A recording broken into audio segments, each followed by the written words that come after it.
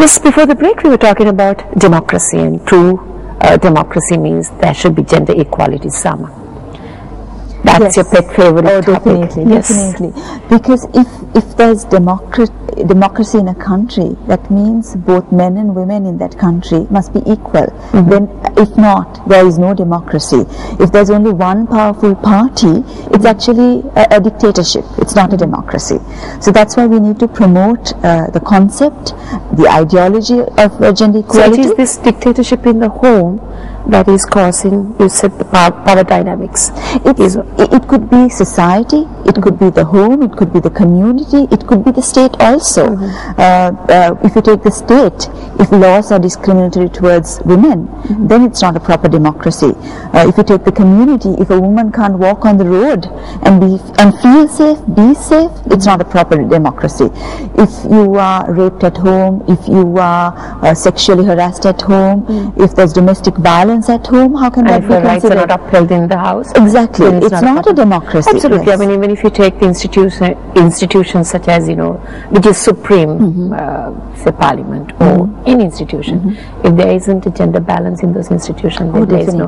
Because participatory democracy, we talk about these things. That's right. But do we actually, adhere to these norms and these? Well, in Sri Lanka, unfortunately, since 1931, where we got universal franchise, we haven't had a proper democracy because I think it has been less than 6% since 1931, like representation of women, and that hasn't increased in the last 80 years or so. So how can that be proper democracy? You have 11, 12, 13 women in parliament, you have 225 seats, and that's not real representation of the society that we live in.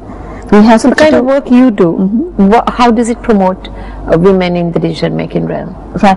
It's first about awareness. I think we really first must know what is the issue. If you don't know the issue, we can't address the issue.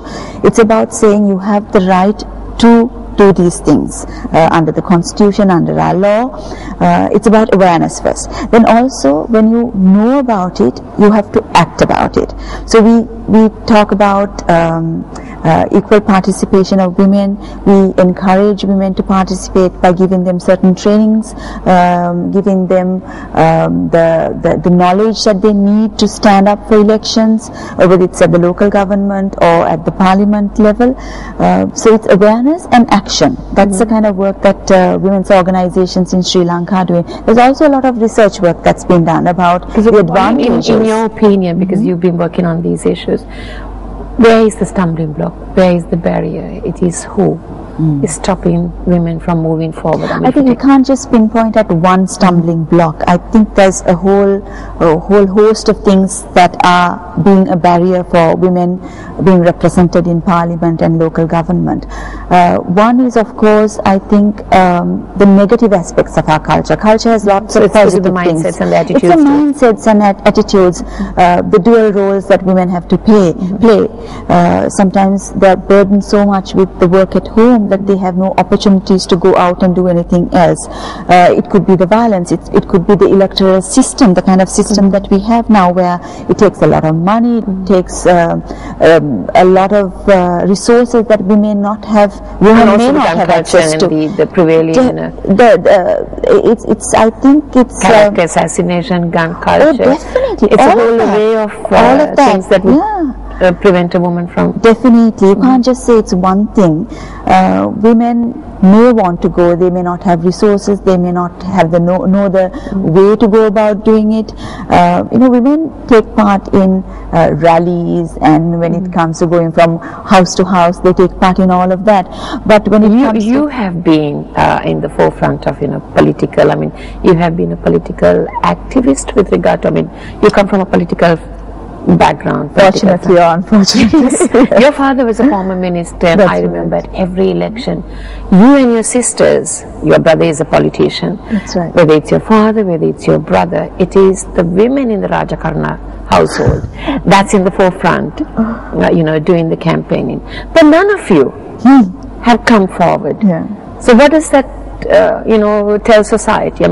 Sama, you are a women's activist. You fight for women's rights. You fight for gender equality and equity. But when it comes to, the decision-making realm, you have practically the whole package. Yes. And you should be in there. Yes. No, I'm all for women being represented, and I would encourage. But you would support your father and your brother, but you wouldn't. Oh, I would. If it had been my sister, I would have supported, definitely. Why not you? Because that's not for me. Yeah, I'm a very private person. I don't like to be in the public realm usually. You know how hard it was for you to convince me to come on your show.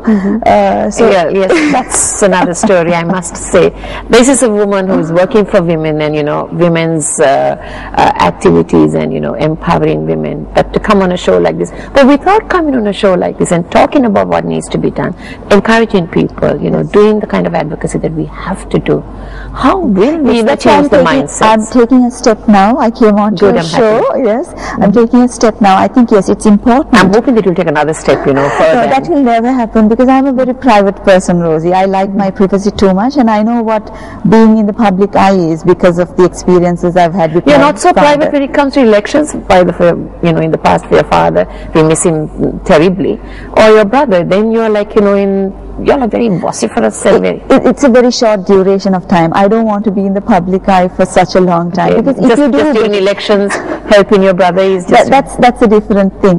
But like I said, it's everybody's calling, and this is not for me. Your calling. You don't have your calling is to be behind the scenes. Oh no, not at all. I am in front of the scenes when it comes to my work, not in politics. When it comes to my work, I do take a stand. I do come forward and do what needs to be done. But politics is not for everyone, and it's not for me. I know that for a fact. After this break, a short break, and we have much to speak on eradication of violence against women with Sama.